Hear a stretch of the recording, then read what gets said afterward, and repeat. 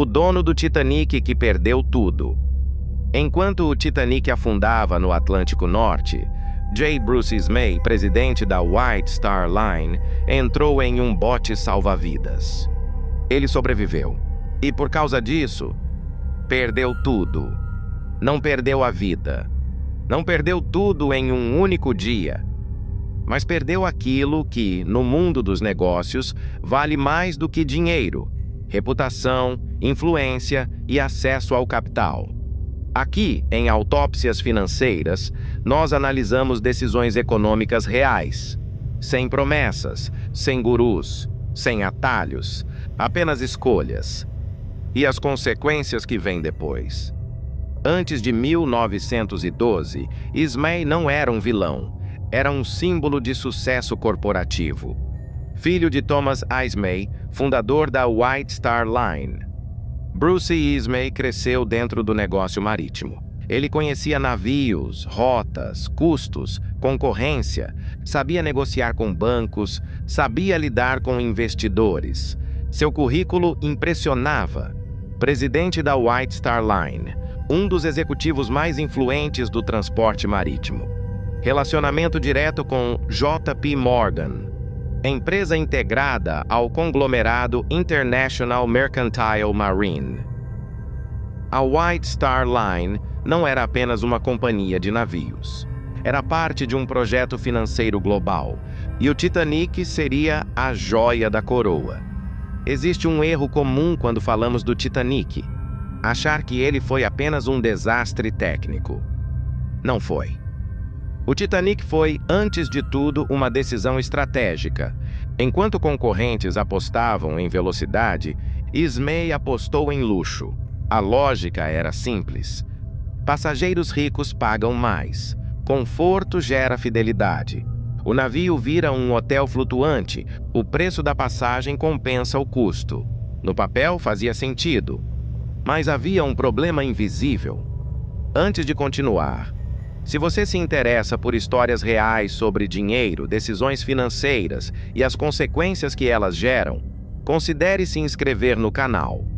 Toda semana, uma nova autópsia financeira. A White Star Line não quebrou por causa de um iceberg. Ela quebrou porque operava no limite. Navios gigantescos igual custos fixos altíssimos, tripulação numerosa, manutenção cara, combustível constante, seguro elevado, retorno financeiro dependente de ocupação quase total. Ou seja, se algo desse errado, não havia margem de segurança. Além disso, a frota foi financiada com endividamento. O retorno precisava ser rápido. Qualquer atraso era prejuízo. Qualquer crise virava pânico financeiro. E agora o ponto mais importante: segurança não gerava lucro direto. Mais botes não aumentavam o faturamento. Mais aço não vendia mais passagens. Mais treinamento não aparecia no marketing. Segurança virou custo. E custo, em modelos apertados, é sempre sacrificado. O Titanic não foi apenas um navio. Foi um risco financeiro concentrado. Quando o Titanic colidiu com o iceberg, Ismay estava a bordo. No início, ninguém entrou em pânico, nem ele. O navio era considerado inafundável. O risco parecia controlado, mas não estava. Quando os botes começaram a ser lançados, o caos cresceu. E então, em um desses momentos silenciosos que mudam a história, Ismay entrou em um bote salva-vidas. Não empurrou ninguém, não violou ordens diretas, não cometeu crime. Tecnicamente fez tudo dentro das regras, mas moralmente não. Quando os sobreviventes chegaram a Nova York, a imprensa estava esperando e precisava de um rosto. Ismay virou esse rosto. As manchetes foram cruéis. O dono do Titanic foge enquanto outros morrem. O executivo que salvou a si mesmo. O homem que deveria ter afundado com seu navio. A narrativa foi construída rapidamente. Pouco importavam os detalhes técnicos. Pouco importavam as regras marítimas. No Tribunal da Opinião Pública, Ismay já estava condenado. Ismay foi chamado de covarde. Tornou-se alvo de charges e caricaturas, foi hostilizado em público, evitado em eventos sociais, pressionado politicamente. Ele renunciou à presidência da White Star Line, não por falência formal, mas por falência de imagem. E aqui está um ponto central desta autópsia.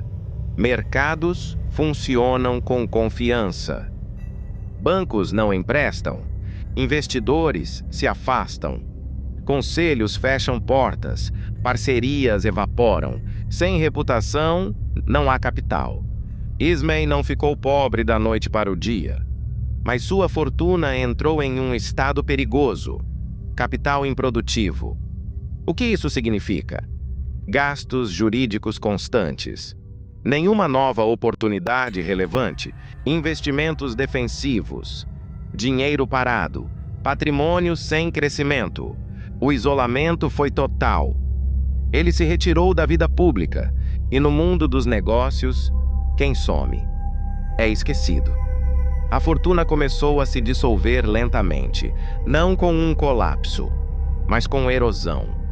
Ismay passou o resto da vida recluso.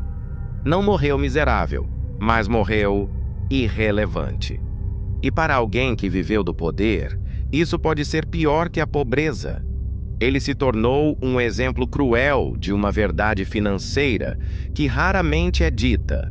Em grandes negócios, imagem vale mais que dinheiro. O Titanic destruiu um navio, mas destruiu Ismay de forma mais lenta. Porque em negócios de alto risco, uma decisão mal calculada, um modelo sem margem, um erro público, uma perda de confiança, podem ser mais devastadores do que uma falência formal. Fortunas raramente acabam com explosões, elas acabam com decisões acumuladas. Se esse tipo de análise faz sentido para você, deixe seu like. Isso ajuda o canal a alcançar mais pessoas. E se inscreva para acompanhar as próximas autópsias financeiras. Até o próximo episódio.